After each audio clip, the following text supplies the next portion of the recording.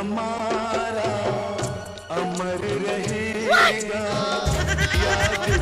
ভাই, এতদিন জানতাম শপিং মলে, রেস্টুরেন্টে, বারে ভালো ভালো মেয়ে রাখলে হেভি ধান্দা চলে। এখন তো দেখছি ভিখারিরাও আইটেম রাখছে। কি ব্যাপার, কত ঘন্টা ডিউটি, ওভারটাইম হয়? What nonsense. কাকা হেভি কালেকশন মাইরি।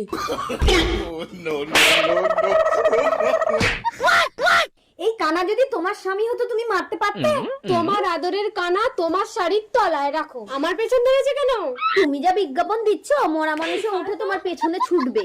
কানা তো দেখে কি করে বিজ্ঞাপন? কানা বলে কি চোখে দেখে না? তার মানে অন্ধ সেজে বিক্রি করছো?